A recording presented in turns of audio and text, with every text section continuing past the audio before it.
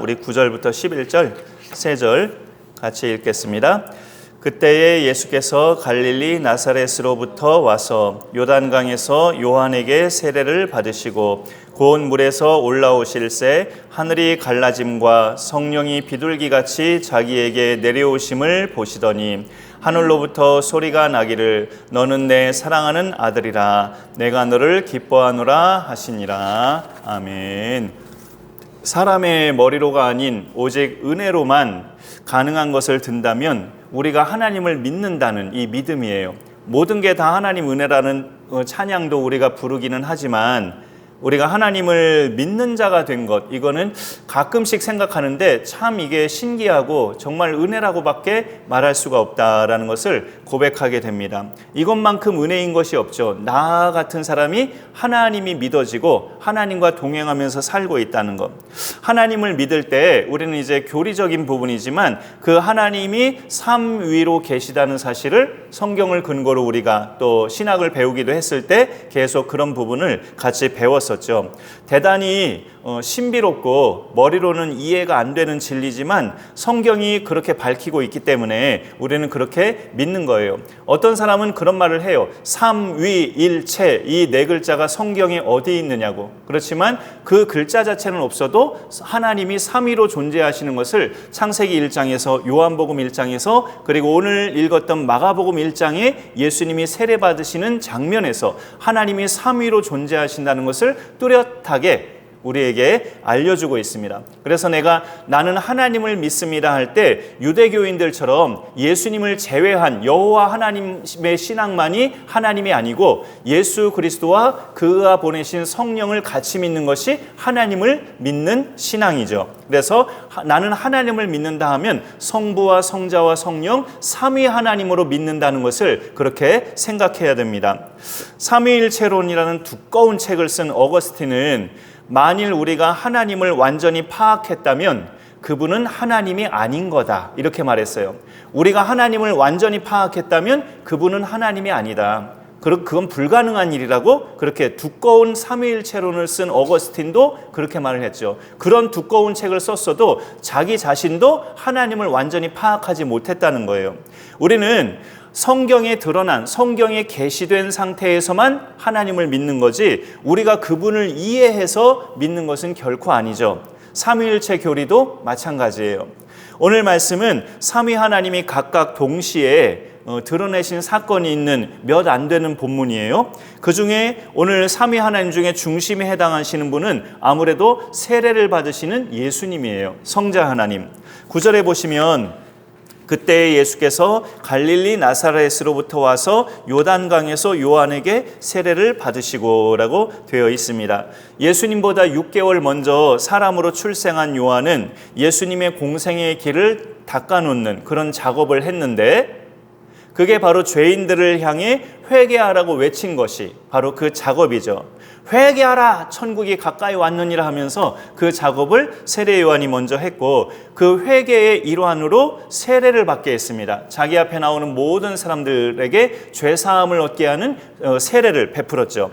성경책으로 1장의 4절을 보시면 세례 요한이 광야에 이르러 죄사함을 받게 하는 회개의 세례를 전파하니라고 되어 있고요. 5절에 보시면 온 유대 지방과 예루살렘 사람이 다 나아가 자기 죄를 자복하고 요단강에서 그에게 세례를 받더라라고 말씀하고 있습니다.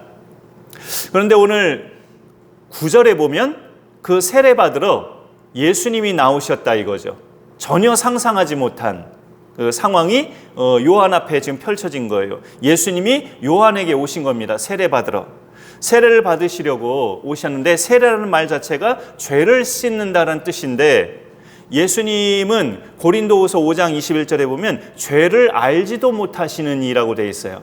죄를 알지도 못하시는 이가 요한에게 세례 받으러 오신 거예요. 전혀 흠이 없고 완전하신 분이 죄인들이나 받는 세례를 자기가 받으러 나오셨을 때 당황해하는 요한에게 이제 허락하라. 이로 인해서 하나님의 모든 의를 이루는 것이 마땅하니라라고 예수님이 다른 마태복음에서는 그렇게 말씀하고 있어요. 여기 우리가 그 예수님이 스스로 죄인의 자리로 내려가셔서 세례까지 기꺼이 받으신 것은 하나님의 뜻을 이루고자 하심입니다. 하나님의 뜻을 이루기 위해서 하나님이 자기를 이 땅에 보내신 그 목적을 이루시기 위해서 그 첫 단추로 세례를 받으신 거예요. 이거는 아버지의 뜻인데 예수님은 아버지의 그 뜻을 이루시기 위해서 이 땅에 오신 분이죠. 삼위일체 교리에 따라서 예수님도 하나님이신데 하나님 자리를 놔두고 사람으로 이 땅에 오셔서 그것도 아버지 하나님께 세례를 받으신 것도 아니고 사람한테 세례를 받으심은 아버지의 뜻을 이루고자 하심이고, 그게 또 다른 면에서 볼 때 예수님의 겸손이에요. 아버지의 뜻에 전적으로 순종하시는 예수님의 그 모습은 예수님을 겸손의 대가라고 말할 수 있습니다.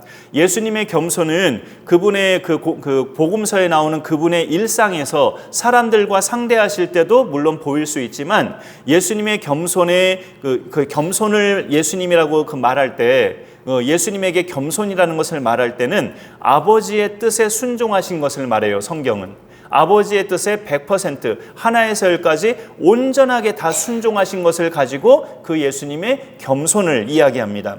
죽기까지 복종하셨으니 곧 십자가에 죽으심이라. 이러므로 하나님이 그를 지극히 높여, 빌립보서 2장 8, 9절에 있어요. 하나님께서 예수님을 지극히 높이셨다는 것은 상대적으로 그가 지극히 낮아지셨기 때문에 높이신 거죠. 그가 겸손의 그 극치는 십자가에서 죽기까지 복종하신 것, 이것이 예수님을 겸손의 대가라고 부르는 그런 하나의 근거죠. 그 뜻을 이루시는 것의 이제 시작이 세례 받으신 거예요. 요한에게 세례 받으셔서 성자 하나님이 세례 받으실 때 성령 하나님이 움직이십니다.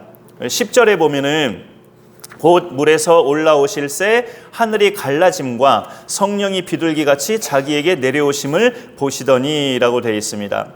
이 당시의 세례 방식은 온 몸을 물에 푹 잠기게 했다가 올라오는 식으로 그렇게 받았는데, 침례교단식으로 받은 거죠. 그래서 침례교단은 자신들의 세례 방식이 정통이라고도 많이 주장을 하죠. 그런데 어쨌든 예수님이 이렇게 요단강 물에 푹 잠기시고 물에서 올라오실 때에 하늘이 갈라져요. 이 갈라진다는 어감은 안 좋은 일에 보통 많이 쓰이는 말로 우리가 생각하기 쉬운데, 이 갈라짐은 예수님이 숨을 거두실 때 성소의 휘장이 위에서 아래로 찢겨진 것과 같은 그런 갈라짐과 같은 뜻입니다. 거룩하신 하나님과 더러운 인간 사이에 두텁게 막혔던 그 담이 헐어지는 것을 의미합니다. 예수님이 세례를 받으실 때 하늘이 갈라진 것은 예수로 인하여 너희 죄인들을 구원하시려는 나의 뜻이다, 하나님의 뜻을 보여주는 것에서 하늘이 갈라진 현상이 일어난 거예요. 하늘이 갈라지면서 또 성령이 비둘기같이 예수님께 내려오심을 예수님이 보시게 돼요. 성령은 영이죠. 하나님도 영이신이라고 우리가 고백하지만 성령도 영이에요. 사람의 눈에는 보이지 않는다는 뜻이에요, 영은. 그래서 성령이 나타나실 때는 사람이 좀 느낄 수 있게끔 어떤 형태를 띠면서 나타나실 때가 있죠. 성령께서 나타나실 때 사도행전 2장에서는 그렇게 각 사람 머리 위에 불꽃 같은 것으로, 이렇게 불 같은 형체로 나타나셨고, 여기 예수님이 세례를 받으실 때는 비둘기같이 나타나셨다라고 이렇게 이야기합니다. 왜 성령을 형체로 이렇게 나타나게 하실 때 비둘기 모양처럼 이렇게 나타나게 하셨을까 의문이 들기도 하는데, 보통 평화와 순결의 새를 비둘기로 많이 상징을 하죠. 그런 의미를 또 하나님께서 이렇게 또 활용하신 것이다 라고 우리가 보통 봅니다. 솔직히 우리가 길 가다가 보는 비둘기들은 다른 새들에 비해서 좀 징그럽고 더럽게 느껴지기도 하죠. 부목사 시절에 섬기던 교회에서 아시지만 병원에 간호사로 근무하시는 집사님이 그 말을 해주시고 나서부터 비둘기를 좋게 보는 마음이 이렇게 좀 어렵더라고요. 그분의 말이, 비둘기가 땅을 이렇게 아장아장 그 짧은 그 가느다란 다리로 아장아장 걷다가 갑자기 날개를 푸드득 하면서 이렇게 날아가잖아요. 그 날개를 푸드득 하는 순간에 비둘기 몸에 붙어있는 온갖 병균이 막 확 퍼지게 된다는 그런 말씀을 오래전에 해주셨어요. 그래서 그때부터 이제 비둘기를 이렇게 좋게 보기가 어렵더라고요. 현실에서는 이 비둘기라는 새가 호감 가는 새가 아닌데 성경에서는 성령을 눈에 보이는 형체로 표현할 때 비둘기 같다고 이렇게 하나님은 말씀하게 하셨어요. 무엇보다 성령은 이건 이제 눈에 안 보이는 영이시니까 형체로 보이게 할 때 비둘기를 이렇게 이용하신 것이고요. 본질적인 것은 이제 다른 건데 성령은 예수님의 사역에 함께 하시는 영이었죠. 복음서를 우리가 쭉 읽다 보면 예수님이 어떤 일을 행하실 때마다 성령이 늘 함께 하신 것을 우리가 느낄 수 있어요. 세례를 받으실 때도 이렇게 비둘기같이 강림하셔서 예수님과 함께 있고, 공생의 시작을 앞두고 광야에 가셔서 40일을 줄이시고 또 마귀에게 시험을 받으실 때도 성령이 예수님과 함께 하셨어요. 사도행전에 보면 하나님이 나사렛 예수에게 성령과 능력을 기름 붓듯 하셨음에 그가 두루 다니시며 선한 일을 행하시고 마귀에게 눌린 모든 사람을 고치셨으니라고 사도행전 10장 38절에 말씀하고 있습니다. 예수께서 두루 다니시면서 병자를 고치시고 하나님 나라의 복음을 선포하실 때마다 성령이 한시도 떠나지 아니하고 예수님과 함께 하셨어요. 그리고 감람산에서 기도하실 때 천사가 그를 힘껏 돕더라라고 누가복음에는 말씀하고 있지만 사실 그 순간에도 성령께서 예수님을 늘 돕고 계셨죠. 땀방울이 핏방울이 될 정도로 기도하시는 순간에도 성령이 예수님을 붙잡고 계셨습니다. 예수님과 늘 함께 하신 성령은 그러면 누구와도 늘 함께 한다고 생각이 되십니까? 예수님이 당신의 일을 감당하실 때 성령이 늘 함께 하셨다. 그러면 누구와도 늘 함께 하시겠구나라고 우리가 생각해 볼 수 있는데 그 누구가 누굽니까? 예수 믿는 우리.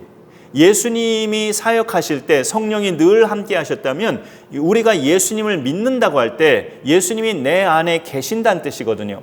예수님을 믿는다는 사람들 안에는 예수가 계시죠. 그러면은 그 예수가 계신 사람들에게도 똑같이 성령이 함께 하신다는 원리를 우리가 깨달을 수 있죠. 예수가 그 사람 안에 있으니까. 기도할 때도 성령이 함께 하시고 이 예배를 드리는 순간에도 우리와 성령이 함께 하시고 우리가 전도할 때 성령이 함께 하시고 특별히 또 누구를 만나서 대화를 할 때 성령이 함께 하신다는 느낌을 그렇게 많이 받을 때가 있어요. 누구를 만나서 대화할 때 그 달콤한 말이 아니라 쓴 말이나 권고, 어떤 당부 이런 말을 할 때요. 예수 믿는 사람으로서는 누군가에게 그런 말을 해야 될 때가 올 수가 있는데 그런 순간에 특별히 성령이 함께 하셔서 말하는 나나 듣는 상대나 모든 결과가 선하게 될 수 있게끔 인도해 가시는 분이 성령님이셔요.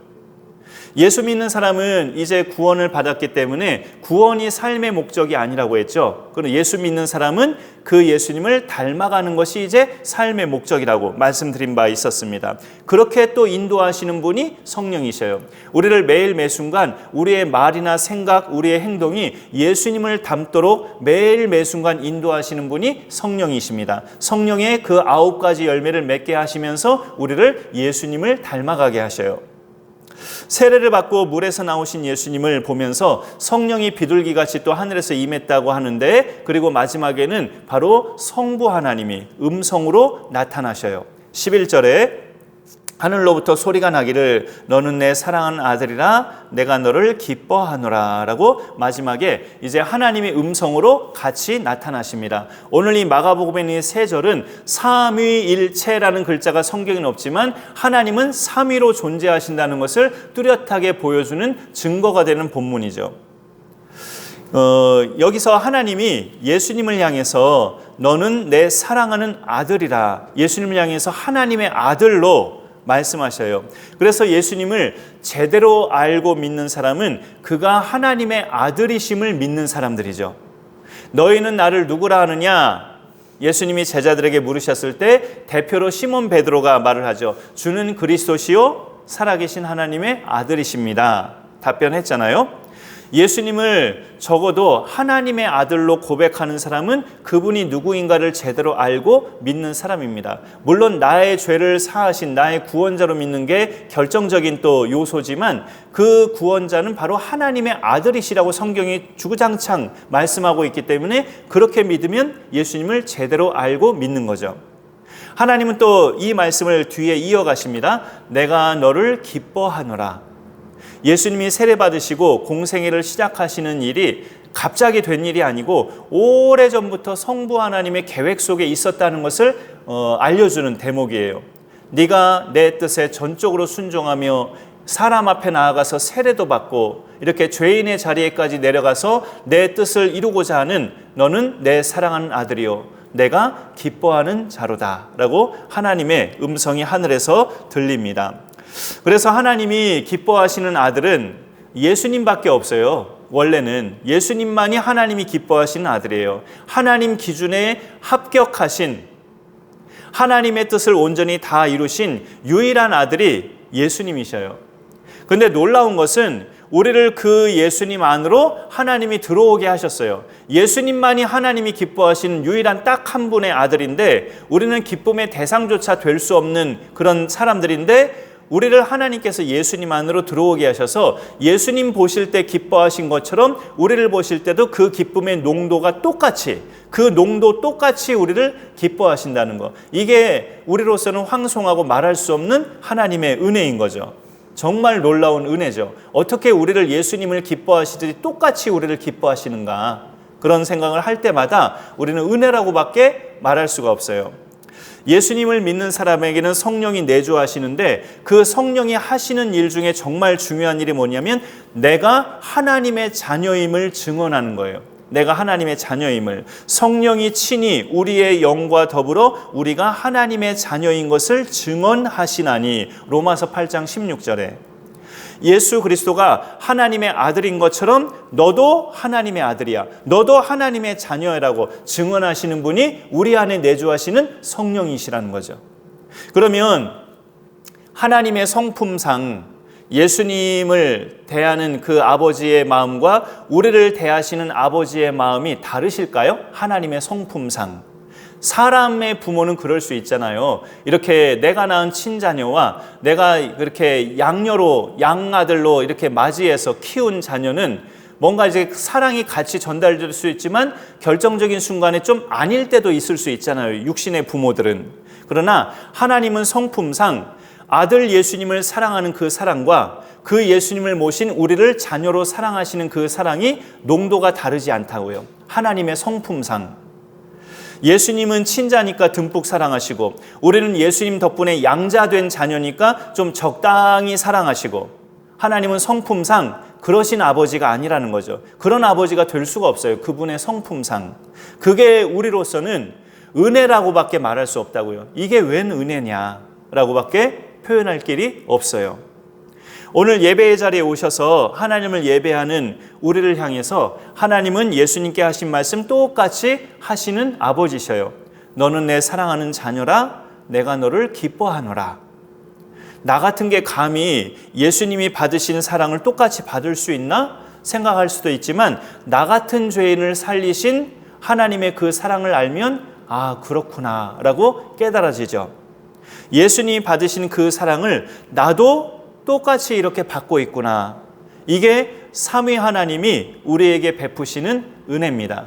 예수님은 친히 죄인의 자리까지 내려가셔서 세례까지 받으시고 우리를 위해서 죽기까지 복종하신 것이 그 성자 하나님의 사랑이고, 하나님은 그것을 계획하셔서 그 예수님만이 진정한 기뻐하시는 아들인데 예수님을 모신 우리도 똑같이 기뻐하는 자녀로 받아주시고, 이게 하나님, 성부 하나님의 사랑이고 은혜고, 성령은 날마다 우리 속에서 너는 하나님의 자녀애라고 우리의 영과 더불어 매일같이 우리한테 증언하시는 그런 사역을 감당하시고, 우리가 매 순간 예수님을 닮아갈 수 있도록 우리를 선하게 인도하시는 그런 일을 또 날마다 부지런히 행하시는 하나님이 성령이셔요.